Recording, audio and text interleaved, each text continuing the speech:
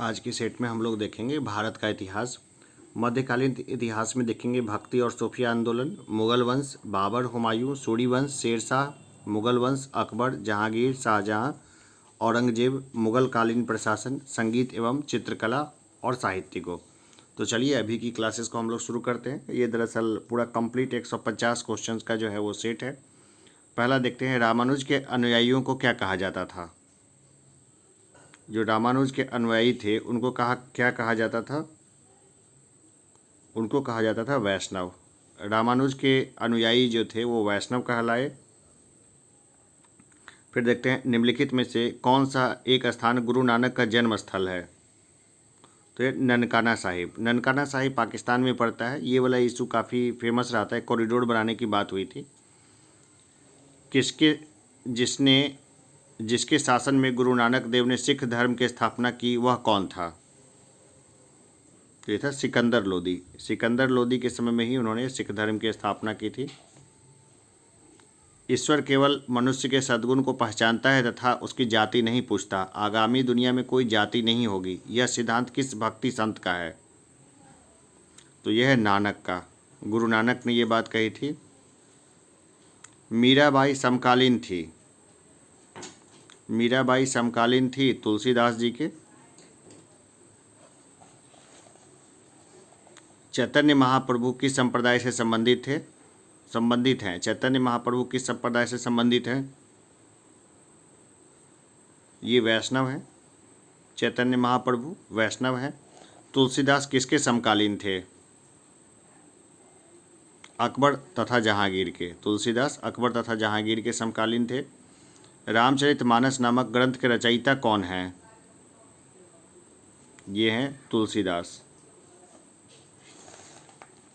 मैं ज़्यादा व्याख्या नहीं करूँगा, आप खुद चेक कर लीजिए कि आपके कितने सही होते हैं। अगर आपको लगे कि स्पीड फास्ट है तो थोड़ा स्लो कर लीजिए। गूगल में हर चीज़ की सुविधा है, यूट्यूब में। 9 नंबर क्वेश्चन पे आते हैं। निम्नलिखित में से कौन वड़कड़ी संप्रदाय का संत था? वड़कड़ी संप्रदाय से संबंधित कौन थे? ये थे नामदेव। भक्त तुकाराम कौन से मुगल सम्राट के समकालीन थे? ये जहांगीर के समकालीन थे। निम्नलिखित में से कौन भक्ति आंदोलन का प्रस्तावक नहीं था? ये नागार्जुन। नागार्जुन जो है वो भक्ति आंदोलन के प्रस्तावक नहीं थे। भारत में चिश्तिया सूफी मत को स्थापित किया ख्वाजा मोइनुद्दीन ने। ख्वाजा मोइनुद्दीन चिश्ती की दरगाह है अजमेर में। निम्नलिखित सूफी संतों में से कौन एक सर्वप्रथम अजमेर में बस गए थे? तो ये थे शेख मोइनुद्दीन चिश्ती। शेख निजामुद्दीन औलिया शिष्य थे। शेख निजामुद्दीन औलिया जो शिष्य थे तो ये थे बाबा फरीद के। शेख निजामुद्दीन औलिया जो शिष्य थे वो थे बाबा फरीद के। शेख निजामुद्दीन औलिया की दरगाह स्थित है। ये दरगाह स्थित है दिल्ली में ना। दिल्ली में शेख निजामुद्दीन औलिया है। निजामुद्दीन रेलवे स्टेशन के पास ही आपको दिख जाएगा ये।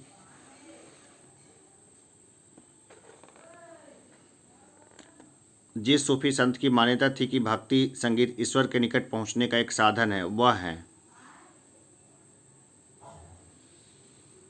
तो वह है मोइनुद्दीन चिश्ती। निम्नलिखित में से किस सुल्तान से निजामुद्दीन औलिया ने भेंट करने से इनकार कर दिया था? अलाउद्दीन खिलजी। अलाउद्दीन खिलजी से जो है ना सेठ निजामुद्दीन औलिया ने भेंट करने से इनकार कर दिया था। इसको एक बार फिर से हम लोग देख लेंगे। निजामुद्दीन औलिया अलाउद्दीन खिलजी के पास थे या नहीं थे, ठीक है ना। क्या कि हो सकता है कि मैं थोड़ा सा मिस कर रहा हूँ, ठीक है ना। 17 नंबर को हम लोग जो क्वेश्चंस है ना इसको मैं स्पेशली बता दूंगा मैं, ठीक है ना। अलग से बता दूंगा, नीचे पिंड मैसेज में मैं बता दूंगा। निम्न में से किस सूफी संत के विचारों को सिखों के धर्म ग्रंथ आदि ग्रंथ में संकलित किया गया है? तो यह है फरीदुद्दीन गंज ए सकर। निम्न में से किस सूफी संत के विचारों को सिखों के धर्म ग्रंथ आदि ग्रंथ में संकलित किया गया है? तो ये थे फरीदुद्दीन गंज ए सकर। प्रसिद्ध संत सलीम चिश्ती रहते थे? ये रहते थे फतेहपुर सीकरी में। सलीम चिश्ती रखते थे फतेहपुर सीकरी में। निम्नलिखित में से किसे शेख उल हिंद की पदवी प्रदान की गई थी? शेख सलीम चिश्ती को। निम्नलिखित सूफीवाद के सिलसिले में कौन संगीत के विरुद्ध था? ये देखिए, नक्शबंदिया जो है ना, ये संगीत के विरुद्ध थे। अभी मुझसे किसी ने पूछा था कि सबसे कट्टरपंथी संप्रदाय कौन सा है, तो चलिए बताइएगा इसमें कि सबसे कट्टरपंथी कौन से थे। निम्नलिखित सूफियों में से किसने कृष्ण को औलिया के रूप में माना है? तो ये शाह मोहम्मद गौस ने माना है। आगे देखते हैं, दारा सिकोह ने किस शीर्षक के अंतर्गत उपनिषदों का फारसी में अनुवाद किया था? तो उसका है सिर-ए-अकबर। सिर-ए-अकबर के लेखक थे तो दारा सिकोह थे। अभी पढ़ा है हमने भाई, रिपीट होता है क्वेश्चन, कहाँ से क्वेश्चन लाएंगे, सेम ही क्वेश्चन है। कृष्ण जीवन परक प्रेम वाटिका काव्य की रचना किसने की थी? ये की थी रस खान ने। निम्न में से कौन एक भक्ति आंदोलन से जुड़ा नहीं है? ये अमीर खुसरो। बारहमासा की रचना किसने की थी? मलिक मोहम्मद जायसी ने की थी बारहमासा की रचना। प्रतिवर्ष प्रसिद्ध सूफी संत हाजी वारिस अली शाह की मज़ार पर मेला लगता है, तो ये मेला लगता है देव शरीफ में। क्राइस्ट का जन्म स्थान है, क्राइस्ट का जन्म स्थान कौन सा है? तो यह बेथलहेम। देखिए, सबसे पहले हमने क्वेश्चंस को मिस कर दिया गलती से कि 30 नंबर का क्वेश्चन था, ईस्टर त्यौहार के पीछे ईसाइयों की भावना है। तो ये भावना है इस दिन ईसा पुनर्जीवित हुए थे। कौन सा ईसाई संत पशु पक्षियों से प्रेम के लिए विख्यात है?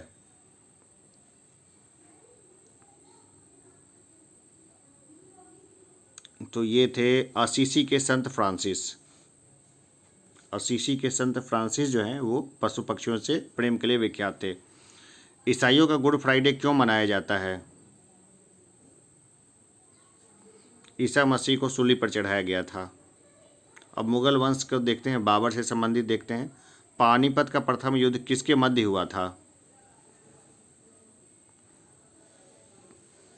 बाबर और इब्राहिम लोदी के बीच हुआ था। पानीपत के युद्ध में बाबर की जीत का मुख्य कारण क्या था? तो देखिए, उसकी सैन्य कुशलता, और सभी कारण थे लेकिन जो मेन कारण था उसकी सैन्य कुशलता ही थी।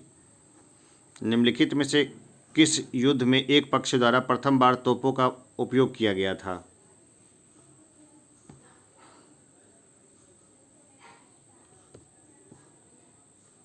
ये किया गया था पानीपत के प्रथम युद्ध में। बाबर की इब्राहिम लोदी पर विजय का कारण था?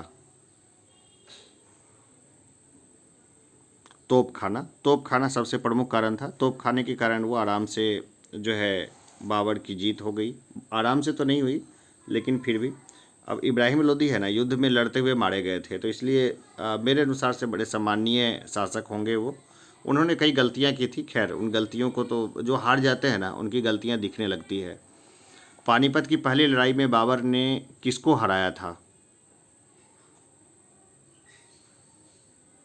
ये हराया था इब्राहिम लोदी को, ठीक है ना। पानीपत की पहली लड़ाई किसके किसके बीच हुई थी? बाबर और इब्राहिम लोदी के बीच में। मेवाड़ के जिस राजा को 1527 में खानवा के युद्ध में बाबर ने हराया था वह था? तो वह था राणा सांगा। भारत के मुगल शासक बनने पर जहीरुद्दीन मोहम्मद ने बाबर नाम रख लिया था। भाई ये तो कॉमन सी बात है, तो बाबर नाम रख लिया था। वह मुगल सम्राट जिसके जीवन में धैर्य व संकल्प से सफलता की शिक्षा मिलती है। तो यह है जहीरुद्दीन मोहम्मद बाबर। बाबर ने अपने बाबरनामा में किस हिंदू राज्य का उल्लेख किया है?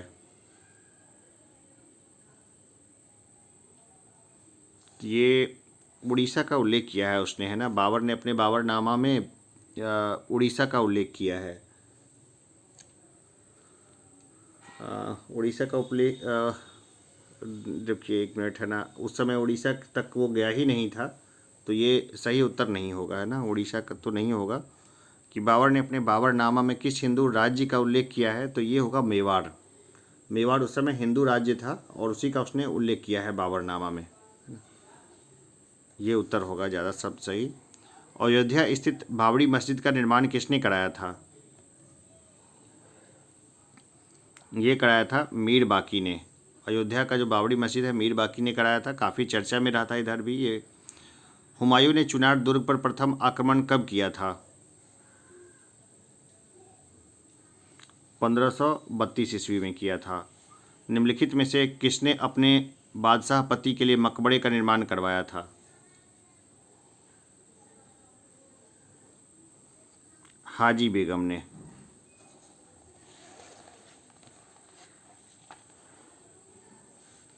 अब सूरी वंश को देखते हैं, शेरशाह सूरी को। निम्नलिखित में से किस सुल्तान ने पहले हजरत आला की उपाधि अपनाई और बाद में सुल्तान की?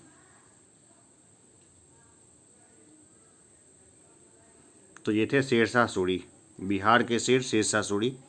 चांदी का सिक्का किसने शुरू किया?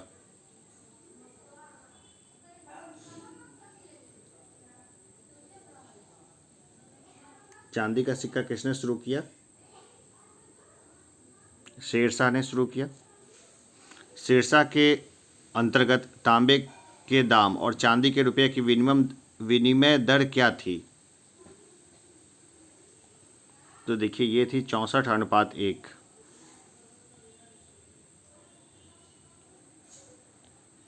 शेरशाह सूरी की मृत्यु हुई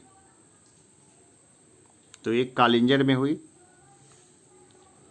मात्र एक मुट्ठी बाजरे के चक्कर में मैंने अपना साम्राज्य खो दिया होता, इस कथन को आप किस मध्यकालीन शासक से संबद्ध करेंगे? शेरशाह से इसको संबद्ध करेंगे। शेरशाह का मकबरा कहाँ है? शेरशाह का मकबरा कहाँ है? तो ये है सासाराम में। निम्नलिखित में से किस स्मारक का निर्माण शेरशाह ने करवाया था? दिल्ली की कलाए कोहना मस्जिद, ये जो है ना, इसका निर्माण शेरशाह ने करवाया था। दिल्ली में पुराना किला के भवनों का निर्माण किया। भाई पुराना किला किसने बनवाया था दिल्ली में?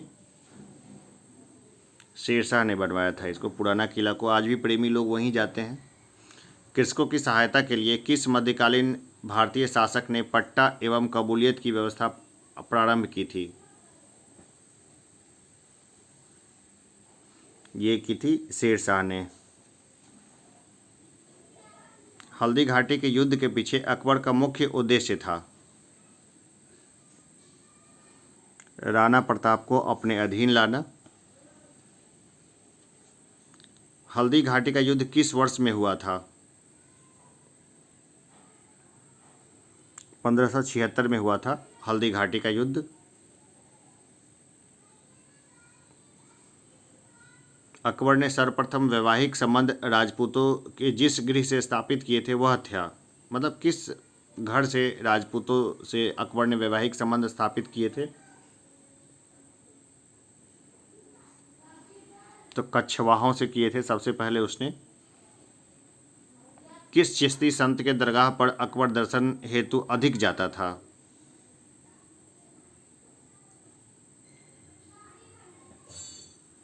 ख्वाजा मोइनुद्दीन चिश्ती की दरगाह जाता था हमेशा ही अकबर। निम्नलिखित में से किसे अकबर ने स्वयं मारा था? अपने हाथों से अधम खां का कत्ल किया था अकबर ने।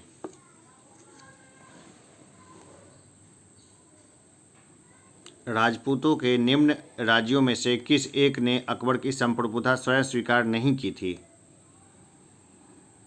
मेवाड़ ने नहीं की थी स्वीकार। किस राजपूत शासक ने मुगलों के विरुद्ध निरंतर स्वतंत्रता का संघर्ष जारी रखा और समर्पण नहीं किया? तो मारवाड़ के राव चंद्रसेन ने। ठीक है। इसने समर्पण नहीं किया था। आगे देखते हैं, अकबर के साथ युद्ध करने वाली दुर्गावती कहाँ की रानी थी? ये थी मंडला की रानी, ठीक है ना। मंडला की रानी थी दुर्गावती, जिसने अकबर को के साथ युद्ध किया था। निम्नलिखित बादशाहों में से किसको एक प्रबुद्ध निरंकुश कहा जा सकता है? अकबर को कहा जा सकता है प्रबुद्ध निरंकुश। वैसे वो पढ़ा लिखा नहीं था, अनपढ़ तो था लेकिन प्रबुद्ध था। अकबर के शासनकाल में पुनर्गठित केंद्रीय प्रशासन तंत्र के अंतर्गत सैनिक विभाग का प्रमुख था मीर बख्शी। सैनिक विभाग का जो प्रमुख था वो था मीर बख्शी। अकबर कालीन सैन्य व्यवस्था आधारित थी, मनसबदारी व्यवस्था थी वहाँ पर। अकबर द्वारा दीवान का पूर्ण रूपेण दर्जा दिया जाने वाला प्रथम व्यक्ति था, तो ये था मुजफ्फर खां तुर्बती।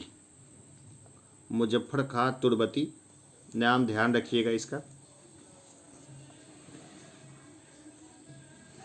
अकबर ने जिस मनसबदारी प्रणाली को लागू किया वह किस देश में प्रचलित प्रणाली से उधार ली गई थी?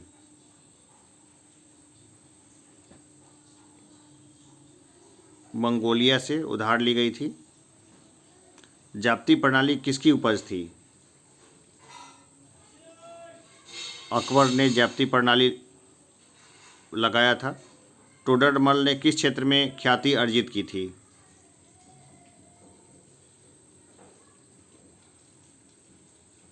टोडरमल ने किस क्षेत्र में ख्याति अर्जित की थी? भू राजस्व में। भू राजस्व प्रशासन के क्षेत्र में शेर शाह एवं अकबर के मध्य निम्नलिखित में से कौन षड्यंत्र की कड़ी थी? ये टोडरमल थे, ठीक है ना। शेर शाह के समय में भी थे और अकबर के समय में भी थे। अकबर काल में भू राजस्व व्यवस्था की एक प्रसिद्ध नीति आईना ए दहसाला पद्धति किसके द्वारा निर्मित की गई थी?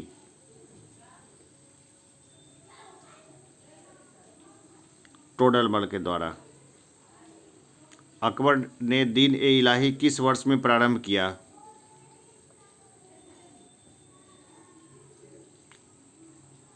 1582 में दीन ए इलाही प्रारंभ किया। दीन ए इलाही का प्रचार किस शासक ने किया था? अकबर ने।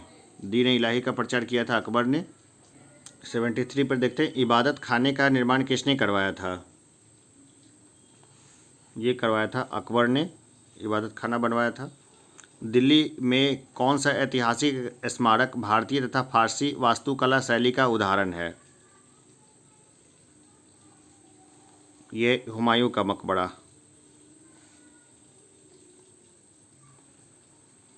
सुलह ए कुल का सिद्धांत किसके द्वारा प्रतिपादित किया गया था?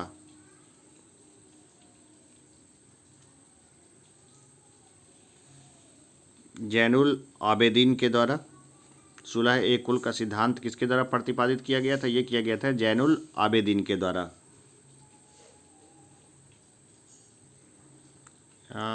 मुझे लगता है कि ये मैं ज़्यादा ही गलत जगह पे चला गया। ये तो शासक ही नहीं था, है ना। जब अकबर है तो अकबर के थ्रू ही जाएंगे। सुलह ए कुल का सिद्धांत जो है वो अकबर ने प्रतिपादित किया था। कई बार हो जाता है ना, कई बार अभी ध्यान चला गया, नहीं तो ये गलत हो जाता। वैसे मेरे से कोई गलती हो जाती है तो मैं नीचे में बता दूंगा, ख़ास करके जो पिंड मैसेज में मैं डाल दूंगा। तो जब भी कोई क्लास देखिए तो एक बार कमेंट बॉक्स, पिंड मैसेज वगैरह भी एक बार चेक जरूर कर लीजिए। किस मुगल शासक के विरुद्ध जौनपुर से फतवा जारी हुआ था? ये जारी हुआ था अकबर के विरुद्ध। निम्न में से किसका निर्माण अकबर ने करवाया था? बुलंद दरवाज़ा। बुलंद दरवाज़ा का निर्माण जो है वो अकबर ने करवाया था। अकबर द्वारा बनवाई गई श्रेष्ठतम इमारतें पाई जाती है फतेहपुर सीकरी में। फतेहपुर सीकरी वैसे कामयाब नहीं रहा था वो प्रोजेक्ट। अकबर द्वारा बनाई गई कौन सी इमारत का नक्शा बौद्ध विहार की तरह है? यह पंचमहल, बौद्ध विहार की तरह दिखता है पंचमहल। फतेहपुर सीकरी में बादशाह अकबर ने निर्मित कराया था। क्या निर्मित कराया था उन्होंने फतेहपुर सीकरी में? पंचमहल, है ना। फतेहपुर सीकरी में क्या निर्मित कराया था? पंचमहल। पंचमहल है फतेहपुर सीकरी में, जो बौद्ध विहार की तरह मिलता जुलता है। जहांगीर महल स्थित है, जहांगीर महल स्थित है आगरा में। अकबर का मकबरा कहाँ पर स्थित है? ये स्थित है सिकंदरा में। अकबर के काल में महाभारत का फारसी अनुवाद जिसके निर्देश में हुआ वह है, तो वह है फैजी। फैजी के निर्देशन में हुआ ये। महाभारत के फारसी अनुवाद का शीर्षक है,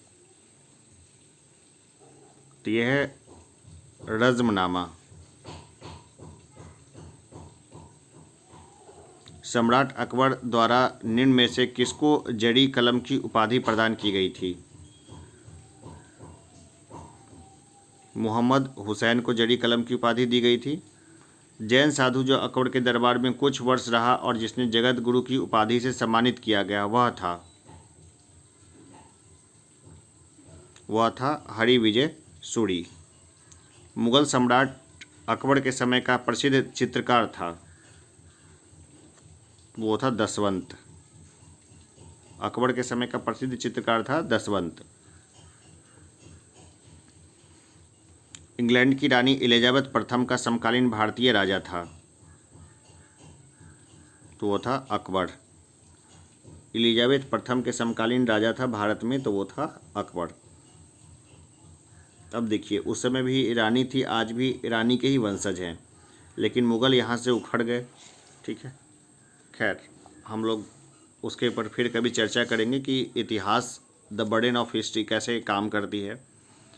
जिस मध्यकालीन भारतीय लेखक ने अमेरिका की खोज का उल्लेख किया वह है, तो यह है अबुल फजल। ठीक है, अबुल फजल ने अमेरिका की खोज का उल्लेख किया है। अकबर के दरबार में आने वाला प्रथम अंग्रेज व्यक्ति था, ये था राल्फ फिंच। अकबर ने बंगाल तथा बिहार को मुगल साम्राज्य में मिलाया।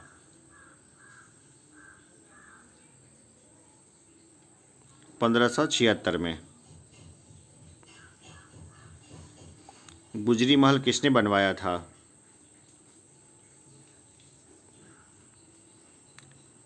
मान सिंह ने। गुजरी महल बनवाया था मान सिंह ने। मुगल वंश में जहांगीर को हम लोग देखते हैं। दो अस्पा एवं सिंह अस्पा प्रथा किसने शुरू की थी?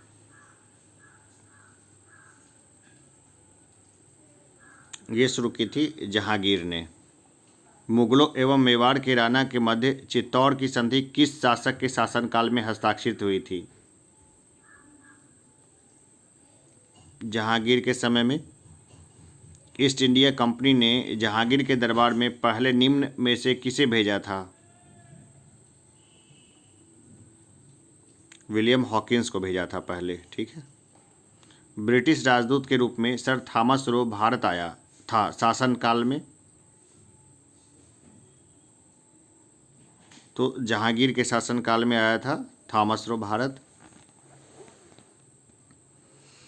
इंग्लैंड के जेम्स प्रथम के राजदूत सर थॉमस रो किस वर्ष भारत आए थे?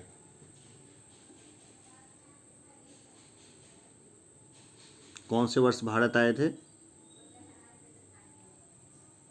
ये 1615 में भारत आए थे। ठीक है ना। इतना डीप में तो उतर के कई बार क्वेश्चन पूछ ही लेता है बीपीएससी भी और एग्ज़ाम्स भी। सरसरी तौर पे ध्यान रखना ज़रूरी होता है, लेकिन ज़्यादा डीप में तो भाई रखा नहीं जा सकता है। फिर भी कुछ फैक्ट्स है उसको रखना ज़रूरी होता है।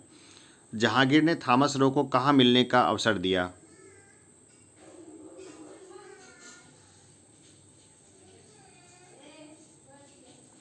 अजमेर में। ठीक है, कहाँ मिलने का अवसर दिया? तो अजमेर में दिया। भारत में इंग्लैंड का कौन सा दूत जहांगीर के पीछे अजमेर से मांडू आया?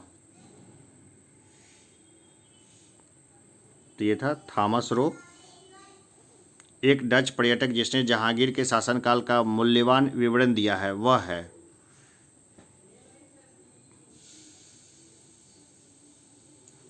वह है फ्रांसिस्को पेलसर्ट। मुगल चित्रकला जिसके राज्यकाल में अपनी पराकाष्ठा पर पहुंची। भाई मुगल चित्रकला किसके राज्यकाल में पराकाष्ठा पर पहुंची? तो देखिए ये तो बड़ा फेमस है, ये जहांगीर है। इसकी बहुत सारी कथन है, बहुत सारी बातें हैं। जहांगीर के दरबार में पक्षियों का सबसे बड़ा चित्रकार था उस्ताद मंसूर पक्षियों का बहुत तगड़ा चित्रकार था। निम्नलिखित मुगल बादशाहों में से किसने अपनी आत्मकथा ऑटोबायोग्राफी फारसी में लिखी? ये लिखी है जहांगीर ने।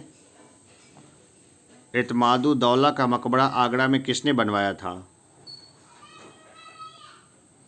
ये बनवाया था नूरजहां ने। गोविंद महल जो हिंदू वास्तुकला का अप्रतिम उदाहरण है स्थित है? ये स्थित है दतिया में।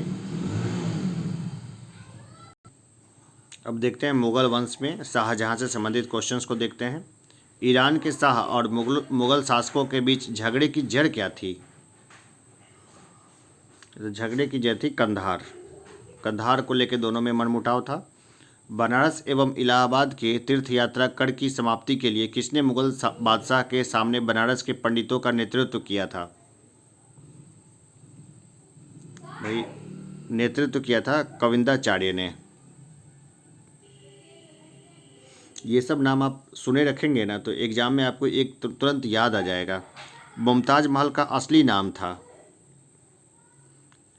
अंजुमंद बानो बेगम। मुमताज महल का असली नाम था अंजुमंद बानो बेगम। हिंदू तथा ईरानी वास्तुकला का सर्वप्रथम समन्वय हमें देखने को मिलता है। ये हमें देखने को मिलता है ताजमहल में। निम्न में से किस मुगल बादशाह ने दिल्ली की जामा मस्जिद का निर्माण करवाया था?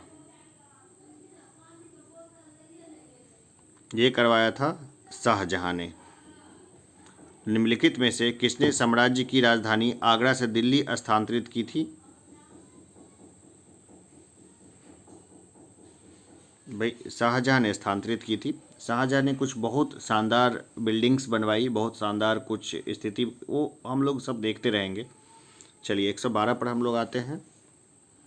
दिल्ली के लाल किले का निर्माण करवाया था। भाई दिल्ली के लाल किले का निर्माण किसने करवाया था? तो ये करवाया था शाहजहां ने। उपनिषदों का फारसी में अनुवाद किस मुगल सम्राट के शासनकाल में हुआ? शाहजहां के समय में हुआ। ये शाहजहां के समय में ही उपनिषदों का जो है फारसी में अनुवाद हुआ था। दारा शिकोह ने किस शीर्षक के अंतर्गत उपनिषदों का फारसी में अनुवाद किया था?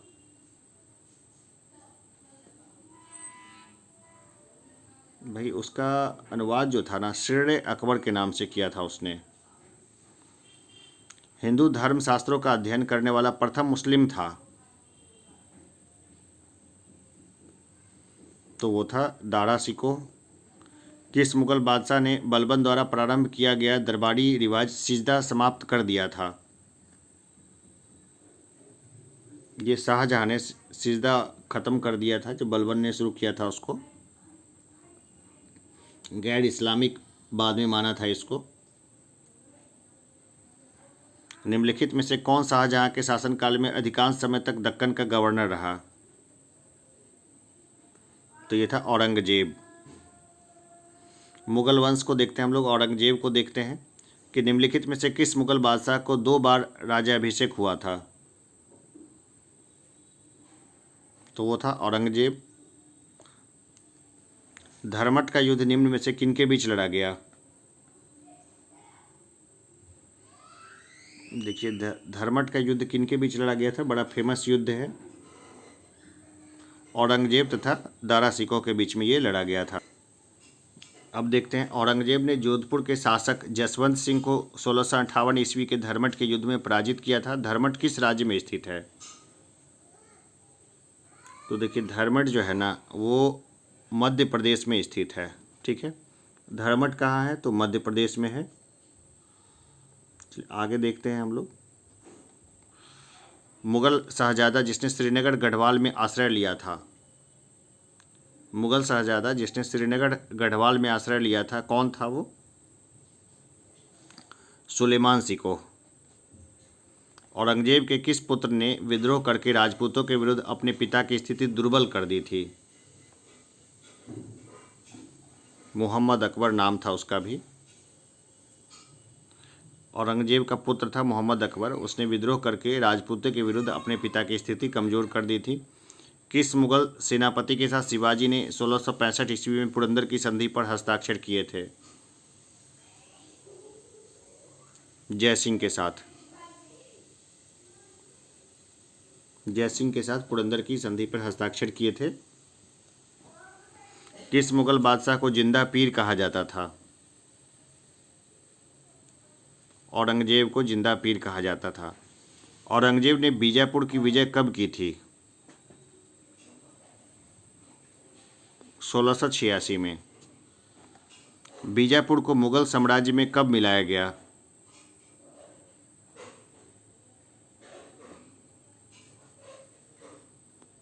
1686 में।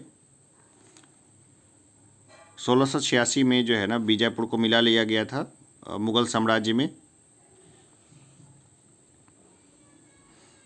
औरंगजेब ने दक्षिण में जिन दो राज्यों को विजय किया था वह थे, तो देखिए उस अभी इसमें तो नहीं दिख रहा है, यहाँ पर दिख जाएगा। देखिए बीजापुर और गोलकुंडा बड़ा फेमस है, ये तो बार बार पूछा जाता है। किस बादशाह के हिंदू मुगल सेना में सर्वाधिक हिंदू सेनापति थे? किस बादशाह के अंतर्गत मुगल सेना में सर्वाधिक हिंदू सेनापति थे? औरंगजेब के टाइम में सर्वाधिक हिंदू सेनापति थे। जजिया किसके शासनकाल में पुनः लगाया गया था?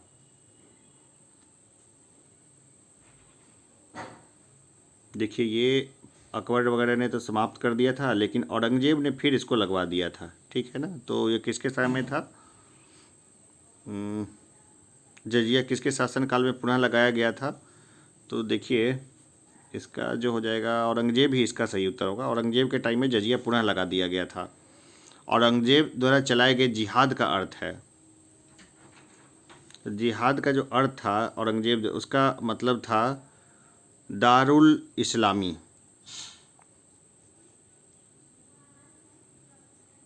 वो पूरे भारत को इस्लामिक राज्य बनाना चाहता था, लेकिन उसकी देखिए उसकी व्याख्या थोड़ी अलग हो सकती है, तो हम लोग एक चीज़ को देख के सबको जज नहीं करेंगे। बीवी का मकबरा का निर्माता था, वो था औरंगजेब। दिल्ली के लाल किले में मोती मस्जिद का निर्माण किया था,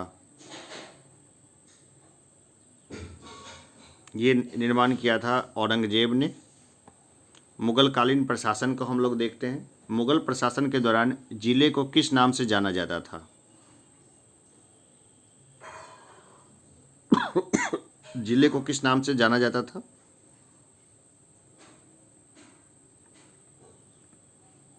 देखिए जिले को कहा जाता था सरकार, ठीक है।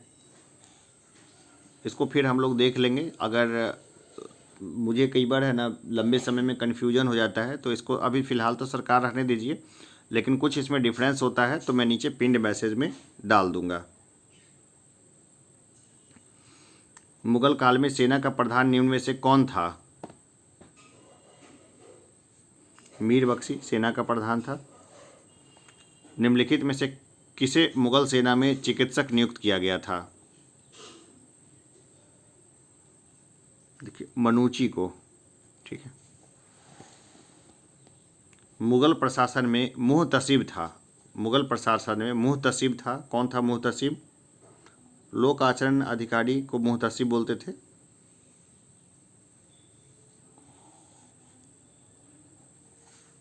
मुगलकालीन भारत में राज्य की आय का प्रमुख स्रोत क्या था? भू राजस्व, ठीक है ना। बहुत बड़ा राज्य था, भू राजस्व होगा। सम्राट मुगल सम्राट जिसने तंबाकू के प्रयोग पर निषेध लगाया था, तो ये था जहांगीर। जहांगीर ने तंबाकू पर निषेध लगा दिया था। मुगल प्रशासन में मदद ए मास इंगित करता है, मदद ए मास क्या इंगित करता है? विद्वानों को दी जाने वाली राजस्व मुक्त अनुदत्त भूमि को। निम्नलिखित राजाओं में से किसने राम सीता की आकृति और रामसीय देवनागरी लेख से युक्त कुछ सिक्के चलवाए? ये चलवाए थे अकबर ने। रामसीय सिक्के जो है ना वो चलवाए थे अकबर ने। मुगल प्रशासन में तांबे का सिक्का कहलाता था, ये कहलाता था दाम। मध्यकाल में बटाई शब्द का अर्थ था लगा निर्धारण का तरीका।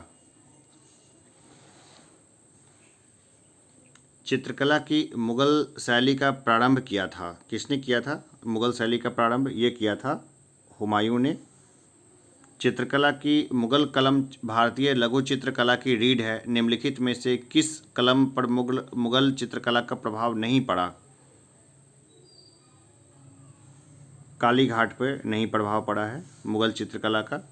दास्ताने हमीर हमजा का चित्रांकन किसके द्वारा किया गया था? अब्दुस समद, ठीक है ना। दास्ताने हमीर हमजा का चित्रांकन किया गया है अब्दुस समद के द्वारा। पहाड़ी school, Rajput school, Mughal school और कांगड़ा स्कूल निम्नलिखित में से किस कला की विभिन्न शैलियों को दर्शित करते हैं? चित्रकला को ये दर्शित करते हैं। आगे देखते हैं 147 नंबर पे। प्रसिद्ध तानसेन का मकबरा स्थित है। प्रसिद्ध तानसेन का मकबरा स्थित है, कहाँ स्थित है तानसेन का मकबरा? ग्वालियर में है। मुगल कालीन साहित्य से 2 क्वेश्चन को उठा लेते हैं। गुलबदन बेगम पुत्री थी, किसकी पुत्री थी गुलबदन बेगम? बाबर की। बाबर की पुत्री थी गुलबदन बेगम।